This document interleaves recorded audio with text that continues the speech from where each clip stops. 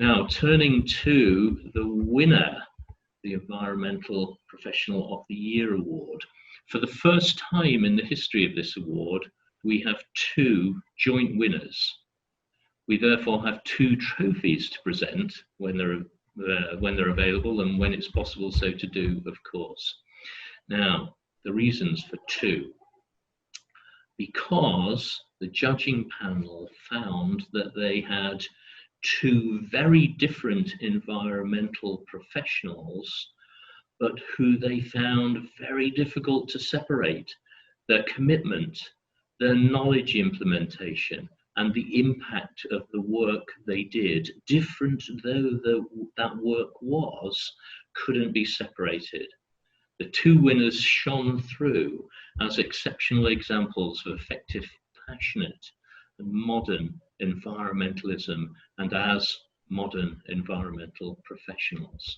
So, in alphabetical order, first of all, the first of the two joint winners. This chartered environmentalist has a passion for educating the next generation of environmental leaders and utilizes some really innovative engagement methods to communicate across sectors and to the general public. The judging panel were delighted to see such passion for the environment across this winner's diverse work. They are just as comfortable educating 3-year-olds with mad science as they are sharing good practice to an environmental leadership audience and specialists. This person develops and delivers bespoke environmental training courses within leading environmental organizations. They are long-serving, highly respected volunteer for the Institute of Water. They innovatively champion World Environment Day each year, and they regularly mentor aspiring CEnv and REnvTech registrants. This person is a director of her own environmental consultancy that she modestly says is just a little consultancy trying to make a difference. The first of our joint winners is Chartered Environmentalist Mandhy Senewiratne, Director at Fyrefly Global Sustainability Limited. So, congratulations, Mandhy. And if we could give you a round of applause, there it would be. So, whilst we've got congratulations to Mandhy, and we'll go to Q&A, but before we hear from her, the second of our joint winners.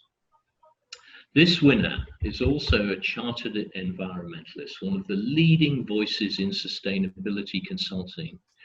He created and continues to drive a 50,000 employee strong company-wide program for delivering a sustainable future. He is the spearhead behind Pledge to Net Zero, the first industry commitment in the UK requiring science-based targets from its signatories to tackle greenhouse gas emissions within their own organisations. He's a top-level driving force for sustainable change, and this nominee is influential across sectors and is well-versed in communicating to the global media. The passion behind his communications is clearly evident. From working with government on strong ambitions for COP26 to the development of the first environmental degree level apprenticeship, this nominee doesn't plan to rest on these achievements. He's showing a continued enthusiasm for creating change and making a difference. So the second joint winner of the 2020 Environmental Professional of the Year Award is David Symons, CEnv, UK Director of Sustainability at WSP. So again, congratulations to David, and congratulations to Mandhy, of course. So Phil, I wonder if we can make Mandhy and David live and perhaps hear some words first from Mandhy. Okay, let's give that a go. Mandhy, I think I've got you here. Just going to unmute you now, and you can share your webcam if you like. Yes, hello. Can you hear me? We can hear you, Mandhy. Congratulations. And I hear you're in Melbourne, Australia. I am. I I escaped the lockdown with about a day before they shut me out. So can I please come home?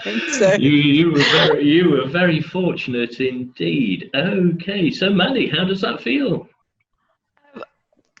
I'm completely taken back. I saw the rest of my contendees. I was, to be honest, completely honored to be in the category. I went through all of the other nominations and went, wow. So to be honest, I was like, I've made it to the nomination panel. I was quite happy at that point. So I felt like I'd won at that point. So to get this far into it, particularly along the side of David Symons, I'm actually already celebrating. I've had another event just before, so we've started on. We should Okay, finish well, the other one for World unfortunately, Environment Day. cheers. It is 1 a.m. So. It's okay. Yeah, that seems fair enough then. Mandhy, what inspired your interest in the environment and environmentalism?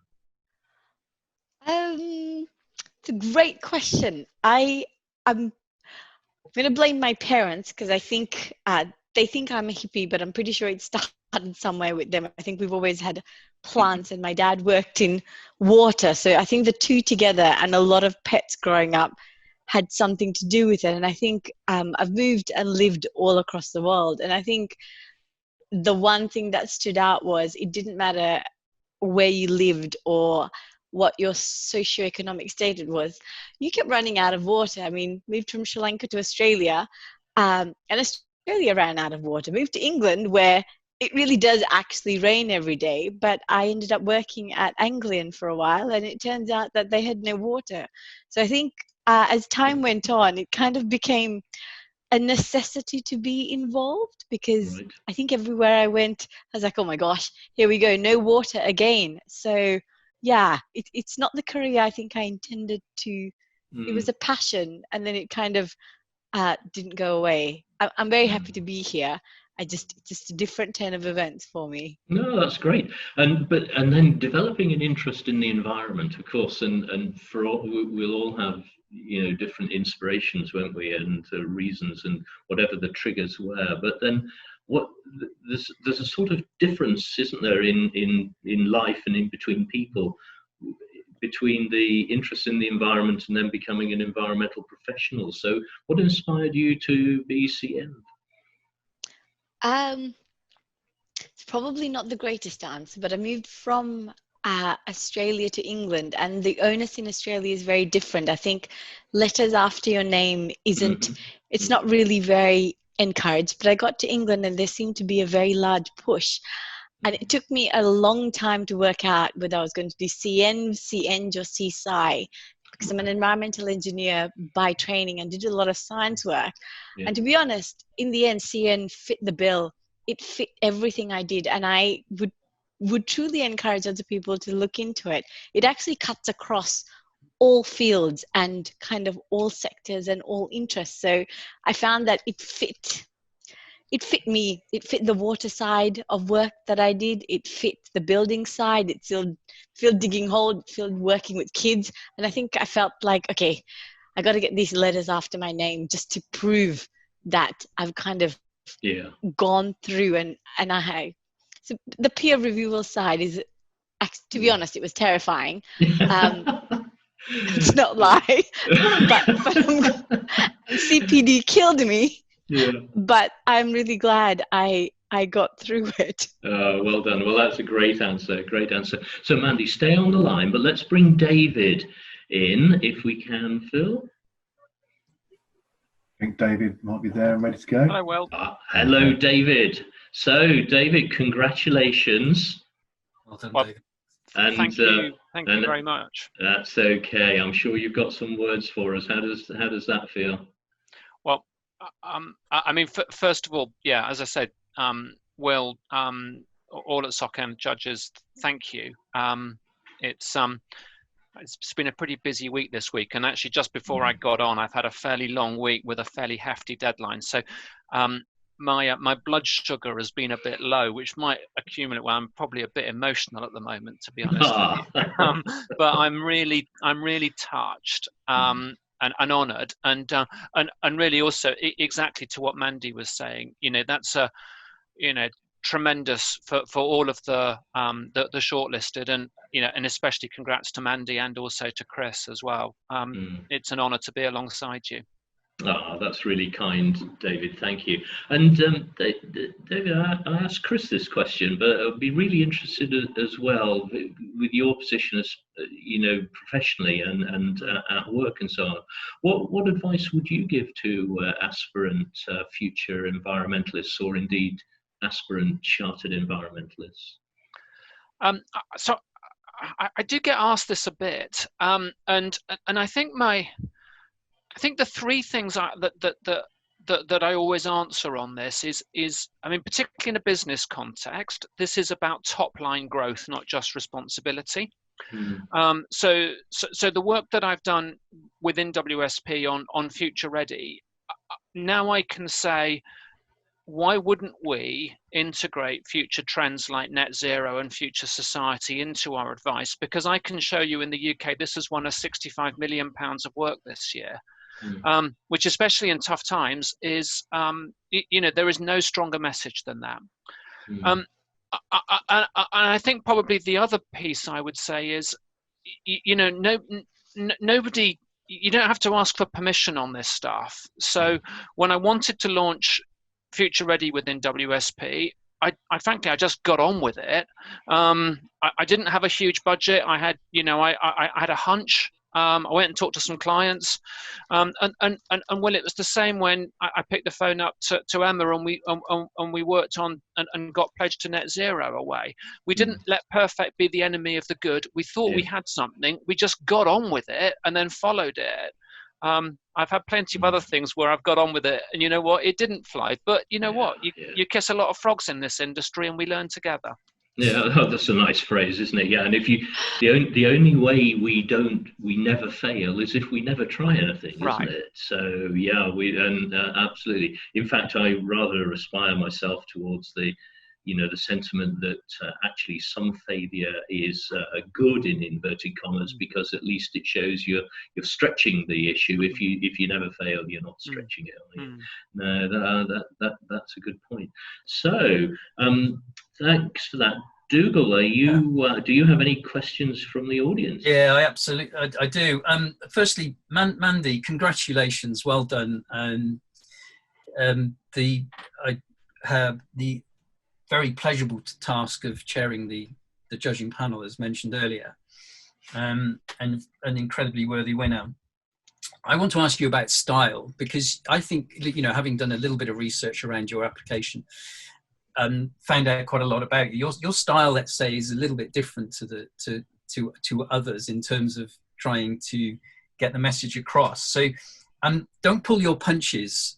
Tell the rest of us why we might want to adapt our somewhat maybe more formal styles compared to yours.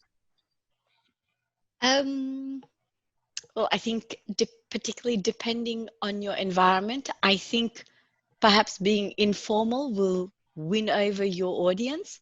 And I guess that's your most important place to start. Who is your audience? To be completely honest, I've kind of presented and done a lot of those things. And I did used to work for MWH and also Halcro. And, they're very traditional consultancies. But it turned out being slightly informal actually got me further than kind of more traditional methods. Don't get me wrong, I was terrified to begin with, and I think my methods of communication were not appreciated by everyone, let's say, but actually you kind of keep going with it and you show project success and you say, actually, more teams want to work with us as the sustainability team, and now they're coming to us instead of us chasing them. And for those of you that work on the more construction or water side, guys, when you go on site, the site teams, my gosh, the more formal you are, the more they are going to run away. So I think my approach has always started off with tea and biscuits, and then kind of a more more fun way of trying to engage. So, bribery always works. It works with adults. The time I spent with children, I turned out, you know what? My adults, I now am a trainer. They are no different to the 3-year-olds I train. Food gets me a very long way, and no one likes PowerPoint. Let's face it, it's kind of your final option. Games, bribery, and making, everyone in your audience actually has much to teach you as you have as well. And if you're in kind of a project environment, it's really important not to be, the preacher, to ask them, guys, this is what I'm supposed to do, but what is it that you want me to do for you? What do you think it's missing? I think, to be honest, once I stopped telling people what to do and asking them and having kind of a two-way conversation, and I have a slight advantage. I think I said in the beginning, I never thought I was going to, go into a career of kind of engineering. The other career was always kind of writing and theatre, but I kept that as a hobby, and that's actually been my escape from, the world of spreadsheets and carbon footprinting. And that actually turned out to be my greatest ally in my role. It gave me the confidence to speak out in front of other people. So, stage fright comes and goes, but that little bit of, God bless amateur theatre, all of that actually came in really handy. And for anyone who's got kids, during lockdown, you might now understand a bit more of what I'm saying. Your kids will tell you if they think you're rubbish. So that was my final training. 1 year training, teaching primary school kids. And I'm like, oh my gosh, you guys are, you're a bit brutal. And you're kind of like, okay, that's my final training I needed. So, yeah, I think by nature, I'm not very formal. And going back to my roots, I think worked better for me after always being in a very formal environment. Well, I can assure you, you have just totally reinforced some of the words we all said as panelists around the inspiration that you offer to others. I think you've just completely nailed that once again with probably some new audience members here. So thank you so much, and massive congratulations. If I can turn to David, I've got a question for you, David. Around pledges, you came up and have pushed and delivered a fantastic pledge that has really taken hold. But you only have to look at social media and there's another pledge around the corner.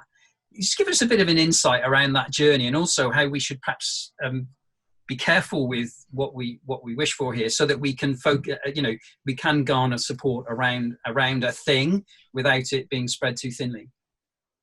I'll answer that in a way that I sometimes think we can be a bit clever.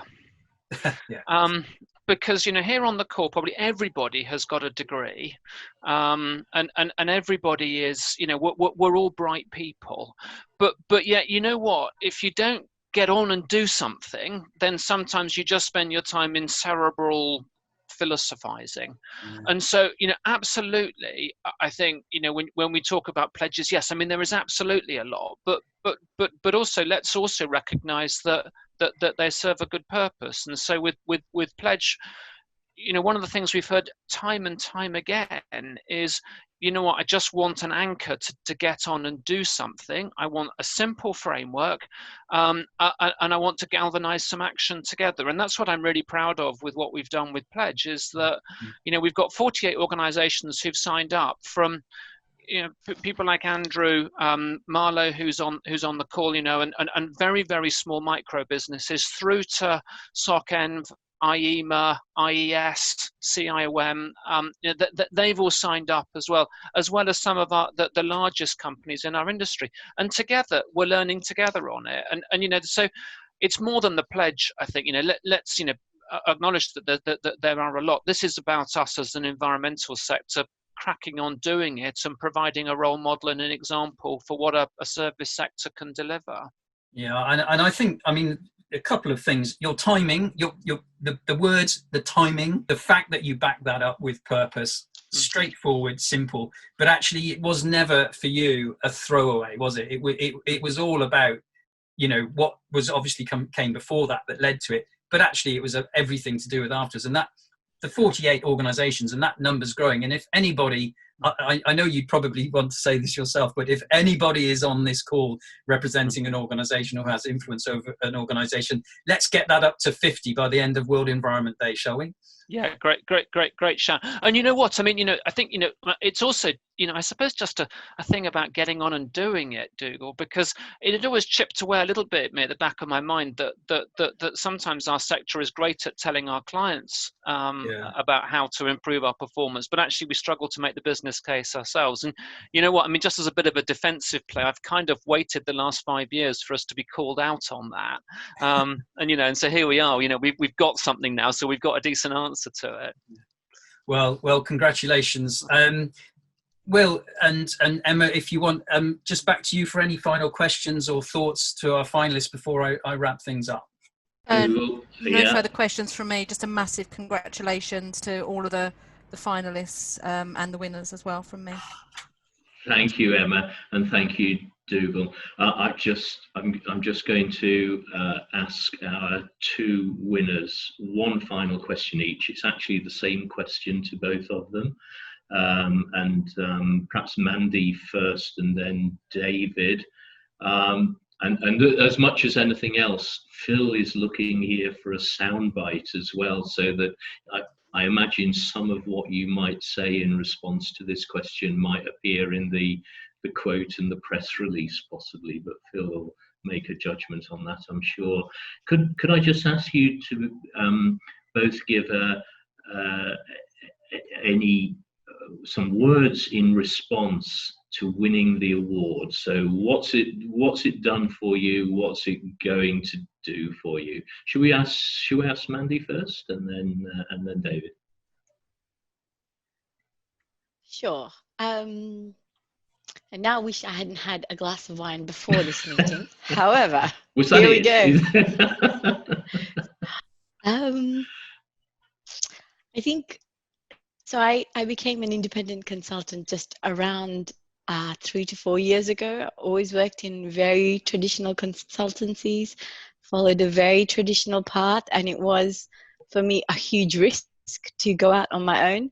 And particularly the first year, I actually, no one told me how difficult it was to kind of go out on your own. So I don't think I realized how difficult it was going to be. So I did doubt myself the very first kind of year, wondering, there was loads of job offers. Should I really go back? So actually, this is kind of, it's kind of validated. I think, particularly during this time, during lockdown, I think it's finally validated that maybe I did follow the correct path for me. It's not the correct path for everyone, but I think I definitely should have stepped out on my own. And I feel like I've actually been able to do a lot more being independent than I did perhaps working with under another organization umbrella, because I'm independent. I can push for things, even if it's going to be controversial. I run kind of some World Environment Day debates, and they are generally quite controversial, but actually I think being on my own,